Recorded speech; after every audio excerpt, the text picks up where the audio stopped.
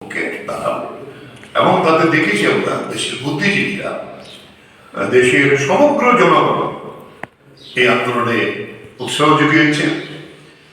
এবং এই আন্দোলনের আরো একটা বৈশিষ্ট্য, এই প্রথম আমরা দেখলাম ভারতবর্ষে ট্রাক্টর মিলে আন্দোলন চলাকালীন অবস্থাতে বিভিন্ন গ্রাম থেকে পাঞ্জাব, হরিয়ানা, উত্তরপ্রদেশ, রাজস্থান, মধ্যপ্রদেশ এবং তখন গোটা দেশের মহারাষ্ট্র, গুজরাট, দেশের এমন কোনো প্রান্ত থেকে বাদ নেই এই আন্দোলনে অংশগ্রহণ করেনি। আমরা ত্রিপুরাতেও গিয়ে 2-3 করেছিলাম।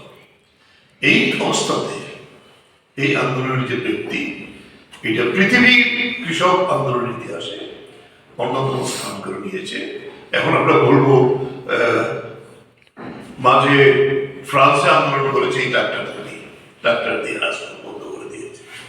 কালকে দেখলাম ব্রিটেনের কৃষকরা তাদের অধিকারের জন্য লড়াই করছে। এই পথ কি ভারতীয় পথ? এই জায়গায় দাঁড়িয়ে আমরা মোদী দেখা যায় এই যে লিখিত প্রতিশ্রুতি দিয়েছিল, আজকে কতদিন হয়ে গেল, 2021 থেকে আজকে 2024, এই 3 বছর একটি কথাও আর বলছে না।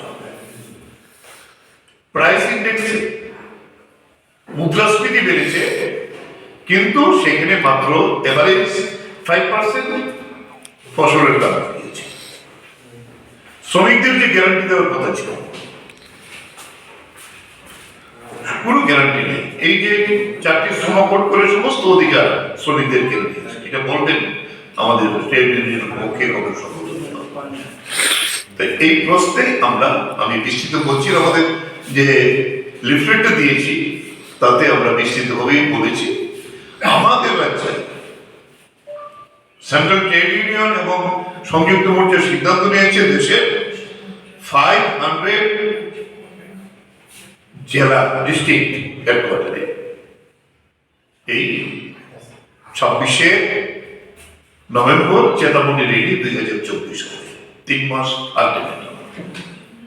আমরা আমাদের রাজ্যের মধ্যে আমরা যুক্তভাবে বসেছিলাম এখানকার ট্রেড ইউনিয়নগুলো এবং আমাদের সেখান থেকে আমরা ঠিক করেছি আমাদের রাজ্যের আগরতলা হবে পশ্চিম জেলার জমায়েত, আর বাকি 20টি প্রশাসনিক সাবডিভিশন যেটা আছে প্রত্যেক জায়গাতে এই জমায়েত সংগঠিত হবে।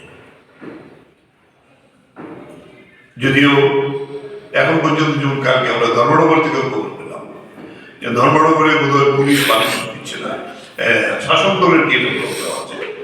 তা আমরা বলেছি যদি 26 তারিখ পারমিশন না দেয়, পুলিশের সঙ্গে কথা বলে আগে অথবা পরে যে কোনো দিন করা হবে।